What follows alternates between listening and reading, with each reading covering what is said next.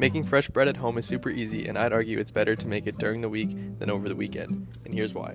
First of all, you can do it all in one day. First thing we have to do is make a poolish, which is just a cup of water, a little bit of yeast, and to quote my favorite cooking YouTuber Adam Ragusia, enough flour to make a pudding-like consistency. Most recipes will have you do this the night before baking, so you can let it ferment for 8 to 10 hours while you sleep, which automatically makes this a 2-day affair. But there's a better 8 to 10 hour period of your day where you're not doing anything, and you can let it ferment, and it's called work. You can put this together before work in 5 minutes, leave it on the counter, and when you come back, it'll look something like this. Now just add another cup of water, don't forget your salt, and as much flour until it becomes a dough and not a batter, and let it rest for about 20 minutes. See, for me, I want a slow weekend morning. I don't want to be wrangling this dough ball and then having a list of tasks to do first thing in the morning, which brings me to my second point, idle time. The perk about bread making is that a lot of it is passive.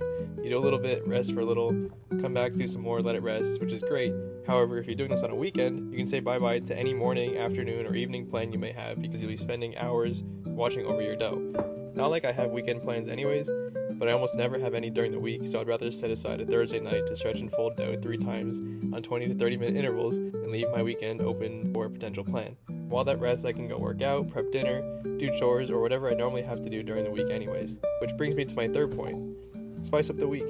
I'll admit, life can get pretty repetitive following the same weekly routine, and there's nothing wrong with that. But in the midst of the monotony that is the work week, why not throw something different and that breaks the cycle? Or why wait until the weekend to finally start living and trying the things that you've been wanting to?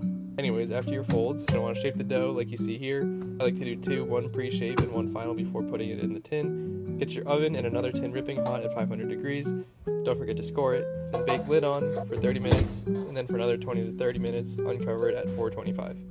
And that's it. Let it cool, cut it up, freeze it, and you've got delicious bread for however long you can make it last.